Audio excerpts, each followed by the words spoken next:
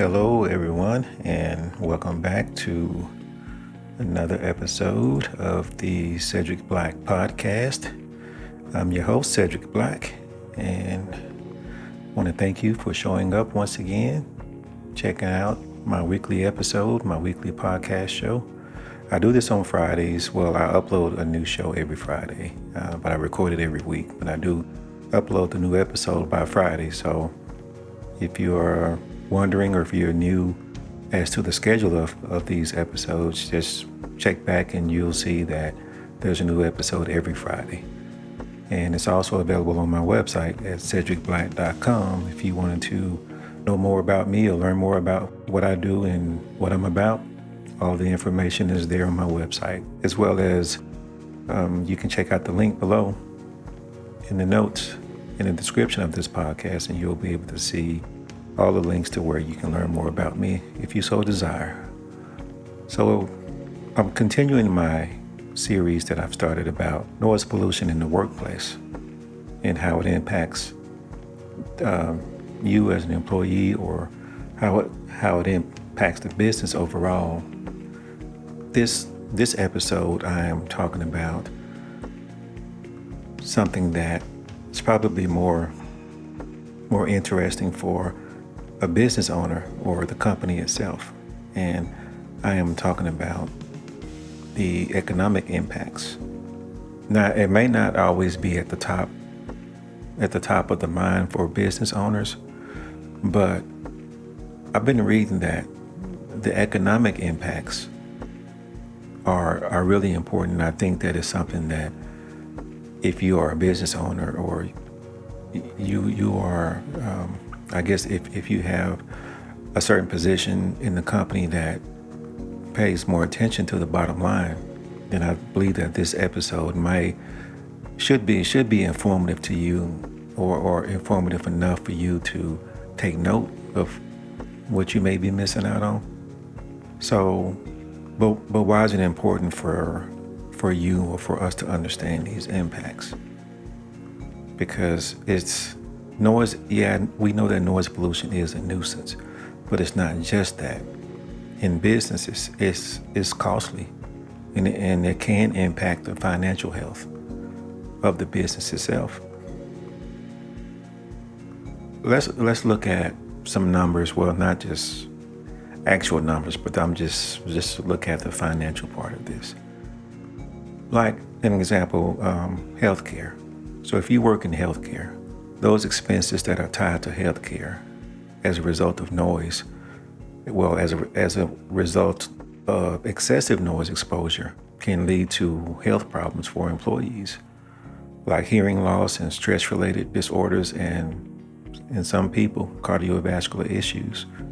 The other side of that is the health problems can result in increased medical costs for both the employees and the employers, because we all live in times now where healthcare expenses are continuing to rise every year. If we are an employee, or if you have employees that develop health issues as a result of noise, they're going to have to go to the doctor and pay their co-pays. And as an employee, as an employer, you provide health costs or health coverage to your employees. As those costs rise, it costs you more as a company to provide these services. It also costs the employees more money out of their pockets, because now they have to spend money to go and be treated for any situations that occur. But that's not all, though. Noise pollution contributes to a higher rate of absenteeism. If you think about the stress and the fatigue that's caused by constant noise exposure, it can lead to employees taking more sick days than they normally would for being sick, which further impacts the productivity of their department and of the company itself, which increases the financial burden on the business. But while I'm talking about that, I don't want to forget about the turnover rates. High turnover rates are always an issue, and they're always a concern for a lot of companies. And noise pollution itself can drive employees to look for jobs somewhere else, in other places, in quieter places. It's definitely possible. I think that the most significant cost of workplace noise pollution is the loss of productivity, because these distractions from the noise that can impair concentration, it can also affect job performance.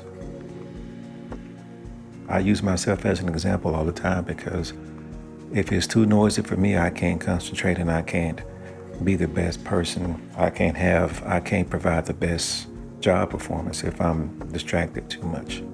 So my productivity decreases.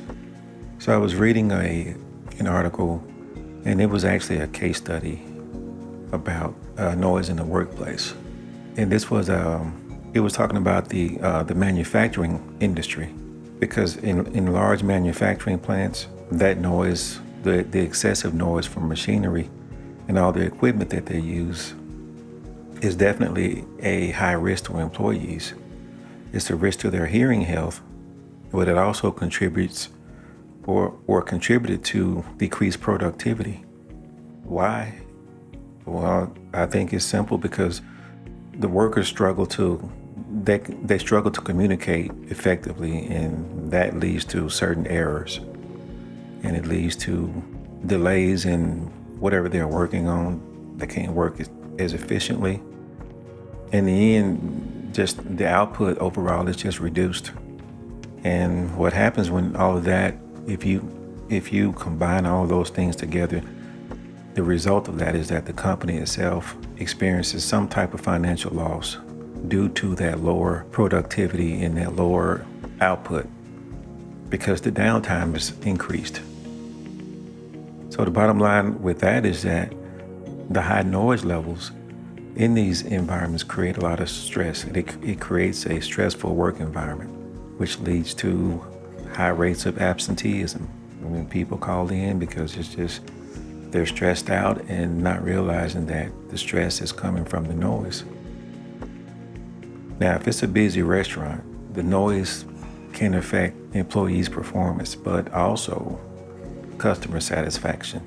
If you can remember back several episodes back when I was discussing my experience in a noisy restaurant, when me and my wife went out to dinner and we couldn't hear each other, we couldn't communicate, because there were some people on the other side of the room that made an extra noise on top of the noise that was already in the restaurant. We ended up having to complain to the waiter, and he had to go over and talk to the customers about bringing the noise down. But if you're an employee that works there, those noise levels can make it difficult for even you to communicate with each other and with customers, because the waiter that was trying to communicate with us, he had to stoop down a little lower and bend over just to hear what I was saying. Those noise complaints, they can easily tarnish the restaurant's reputation, because nowadays we live in this cancel culture, I think that's what it's called, where you can always go to Google and rate the business and submit your survey. And people do that. I've seen that plenty of times. I've never really done, well, I'm guilty. I have done that, but it wasn't for a restaurant. It was for something totally different. I've seen that. So if you are a restaurant owner, if you work there, that has to be something that you are concerned with, your reputation, because it's so easy to go to Google and place your comments out there about your experience. A lot of people may not do this, but it's becoming more and more popular because it's easy to do, and you can do it right from your phone. That's just another way that the economic impact of noise sort of extends beyond the regular operations of the business, and it also is connected to the customer retention rate. Believe it or not, or accept it or not, this is a revenge generation. It's so easy to, if you don't like something, let me go to social media, let me go to Google, say something negative, and it sticks. Other people are going to look at that and it's going to follow suit. As an employee or as a business owner of a company that is really noisy it's really loud. It's really important for you to think about the noise there. Think about your employees' welfare. Think about the health of their ears and the health of their hearing, and overall how noisy it could be and how that noise itself impacts your employees. Some industries you can't help the noise, like in construction or busy, noisy factory with a lot of machines. Construction is the worst because the tools that they use are the extreme loudest, and that's why they have to wear ear protection or the big headphones to protect their ears. Those industries are pretty much chosen. You can kind of sort of choose that field and know that if you go into that field, that's one of the things that comes with that, the noise exposure. So they make it known that you have to protect your ears because of the extreme noise levels there. And in those places, it's expected. But you also have places like hospitals that are bombarded with noises from all the machines, all the beeping of the machines that are used to care for patients, as well as the business of the hospital staff walking around and communicating all the time. Because someone once told me that if you're in the hospital, you can never get any rest, you can never get any sleep because it's so noisy. And I've seen this before. I've been in hospitals and visited people, so I can attest to that. I can agree that hospitals are extremely noisy. You know, another one is the classroom. Classrooms are going to be noisy because of the children. Those are things to think about if you are a business owner, how that noise affects your workers. And if they're calling in sick, if they're having to go to see the doctor, that's going to increase the money they have to spend out of their pockets for health care, in addition to what they already pay for health insurance. And as a customer, well, as a business owner, you have to pay on the back end for the loss of productivity. Because if they're sick or if they're not there, something's not being done, or it's not being done 100%.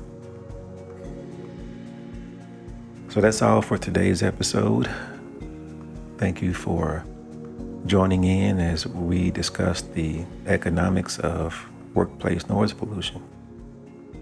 I hope you found this discussion informative and insightful. Share this information if you found it really worth sharing and if you found it informative enough. Until next time, take care and stay tuned for the next episode.